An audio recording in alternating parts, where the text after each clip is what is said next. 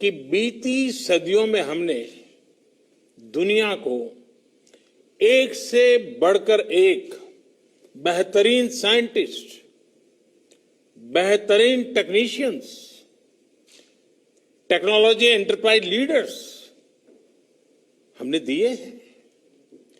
लेकिन ये 21वीं सदी है और तेजी से बदलती हुई दुनिया में भारत को अपनी वही प्रभावी भूमिका और उसको निभाने के लिए और अधिक तेजी से हमें खुद को भी बदलना होगा।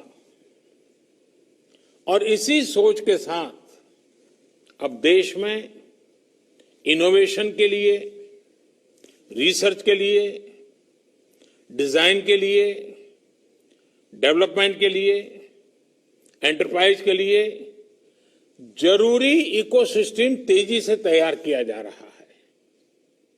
अब बहुत ज्यादा जोर दिया जा रहा है क्वालिटी ऑफ एजुकेशन पर। 21वीं सदी की टेक्नोलॉजी को साथ लेकर 21वीं सदी की जरूरतों को पूरा करने वाली एजुकेशन सिस्टम भी उतनी ही जरूरी है। प्रधानमंत्री ई विद्या कार्यक्रम हो या फिर अटल इनोवेशन मिशन, देश में साइंटिफिक टेम्परामेंट बढ़ाने के लिए अनेक क्षेत्रों में स्कॉलरशिप का विस्तार हो या स्पोर्ट्स की दुनिया से जुड़े टैलेंट को मॉडर्न फैसिलिटीज और आर्थिक मदद, रिसर्च को बढ़ावा देने वाली योजनाएं हो या फिर भारत में world class 20 institutes of eminence के निर्माण का मिशन, ऑनलाइन एजुकेशन के लिए नए संसाधनों का निर्माण हो या फिर स्मार्ट इंडिया हैकाथॉन जैसे अभियान, प्रयास यही है कि भारत की एजुकेशन और आधुनिक बने, मॉडर्न बने, यहां के टैलेंट को भरपूर अवसर मिले। साथियों, इस कड़ी में कुछ दिन पहले देश की नई एजुकेशन पॉलिसी का ऐलान किया गया है।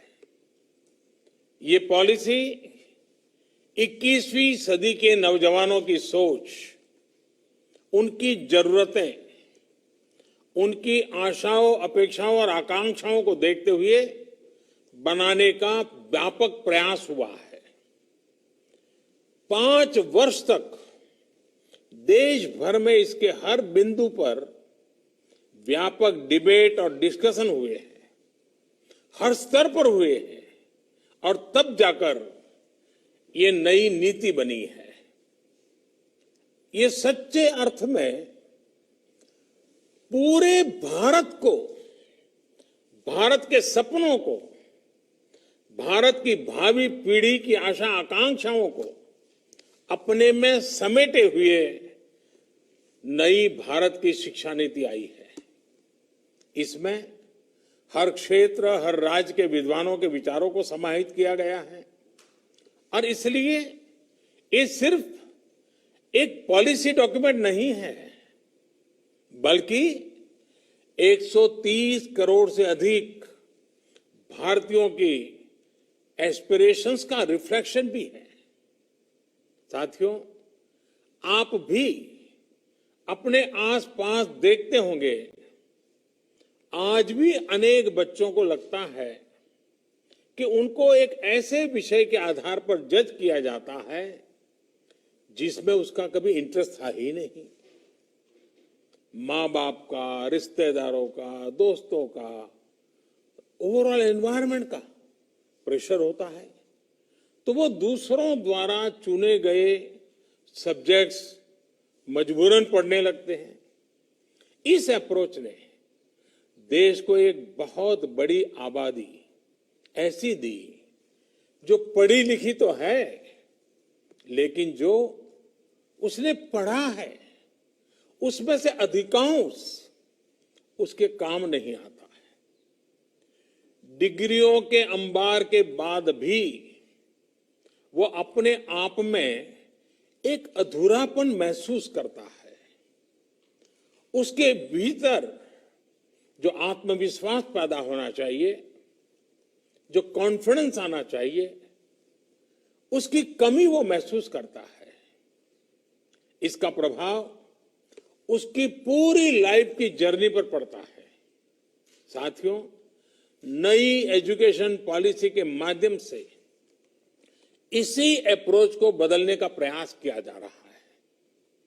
पहले की कमियों को दूर किया जा रहा है।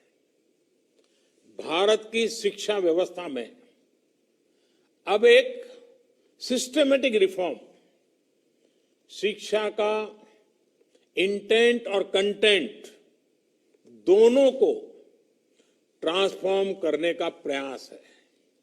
Friends, the 21st century is the era of knowledge. This is the time to increase focus on learning, research, innovation. And this is exactly what India's National Education Policy 2020 does. This policy wants to make your school, college, and university experience fruitful, broad-based, one that guides you to your natural passions. Friends, you are among the best and brightest of India. This hackathon is not the first problem you have tried to solve, nor is this the last. I want you and youngsters like you not to stop doing three things: learning, questioning, solving.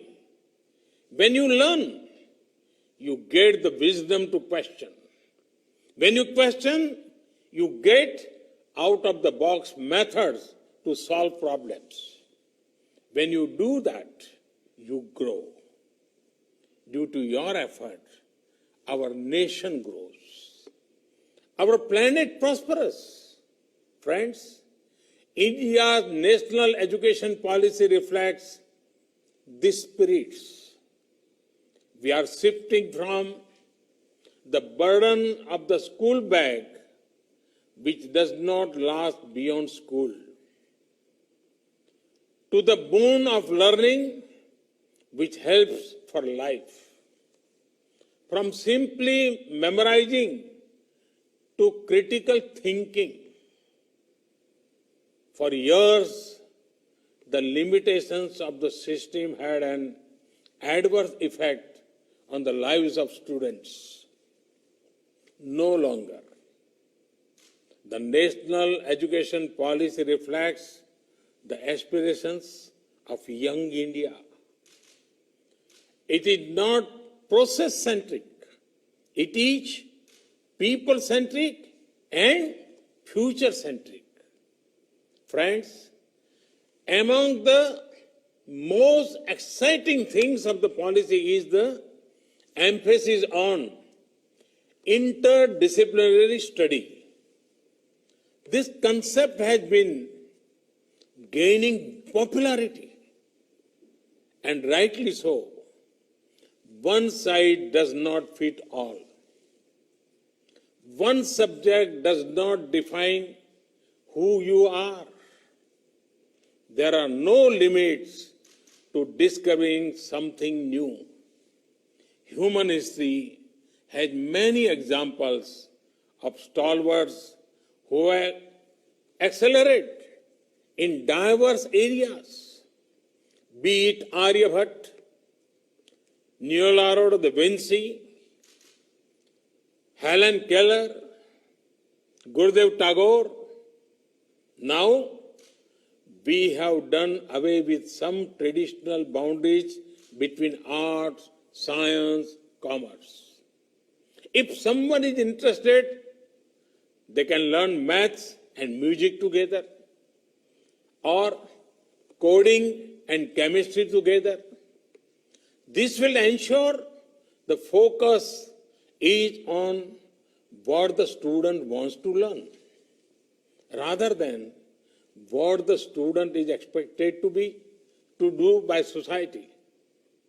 Interdisciplinary studies gives you control. In the process, it also makes you flexible. In the national education policy, flexibility has been given great importance. There are provisions for multiple entry and exits. No one-way streets for students. एक सांकड़ी गली नहीं होगी अब. The undergraduate experience can either be a 3 or 4 year journey. Student will enjoy the advantage of an academic bank of credit, which will store all the academic credits acquired. This can be transferred and counted in the final degree. Such flexibility was long needed in our education system. I am happy the national education policy has addressed these aspects. Friends, national education policy is big on access to education. Starting from primary education, in higher education, the aim is to increase gross enrollment ratio to 50% by 2035. Other efforts, be it gender inclusion, fund, special education zones, question for open and distance learning will also help.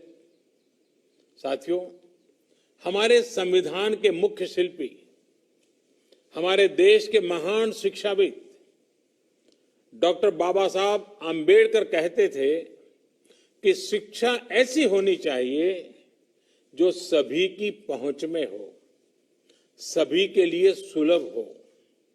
ये शिक्षा नीति उनके इस विचार को भी समर्पित है. ये एजुकेशन पॉलिसी जॉब सीकर्स के बजाय जॉब क्रिएटर्स बनाने पर बल देती है. यानी एक प्रकार से ये हमारे माइंडसेट में, हमारी अप्रोच में ही रिफॉर्म लाने का प्रयास है. इस पॉलिसी के फोकस में एक ऐसे आत्मनिर्भर युवा का निर्माण करना है जो ये तय कर पाए कि उसको जॉब करनी है, सर्विस करनी है या फिर एंटरप्रेन्योर बनना है. साथियों, हमारे देश में भाषा, लैंग्वेज हमेशा से एक संवेदनशील विषय रहा है. इसी एक बड़ी वजह है कि हमारे यहां स्थानीय भाषाओं को अपने हाल पर ही छोड़ दिया गया. उसे पनपने और आगे बढ़ने का मौका बहुत कम मिला.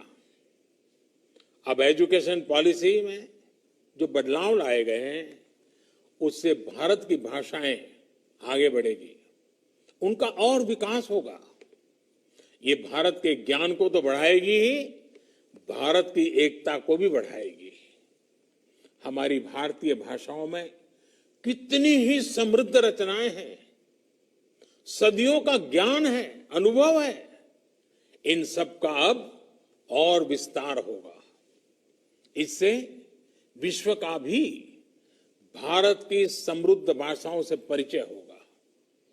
और एक बहुत बड़ा लाभ ये होगा कि विद्यार्थियों को अपनी शुरुआती वर्षों में अपनी ही भाषा में सीखने का अवसर मिलेगा. इससे उनका टैलेंट और पुष्पवित पल्लवित होने के लिए मैं समझता हूं बहुत अवसर होगा. वो सहज होकर बिना दबाव के नई नई चीजें सीखने के लिए प्रेरित होगा. वो शिक्षा से जुड़ पाएगा. वैसे भी आज जीडीपी के आधार पर विश्व के टॉप 20 देशों की लिस्ट देखें तो ज्यादातर देश अपनी गृह भाषा, मातृभाषा में ही शिक्षा देते हैं. ये देश अपने देश में युवाओं की सोच और समझ को अपनी भाषा में विकसित करते हैं और दुनिया के साथ संवाद के लिए दूसरी भाषाओं पर भी उतना ही बल देते हैं। यही नीति और रणनीति 21वीं सदी के भारत के लिए भी बहुत उपयोगी होने वाली है।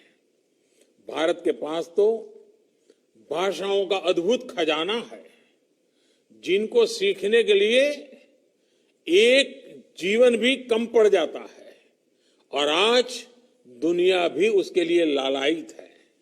साथियों, नई शिक्षा नीति की एक और खास बात है, इसमें लोकल पर जितना फोकस है उतना ही उसको ग्लोबल के साथ इंटीग्रेट करने पर भी बल दिया गया है।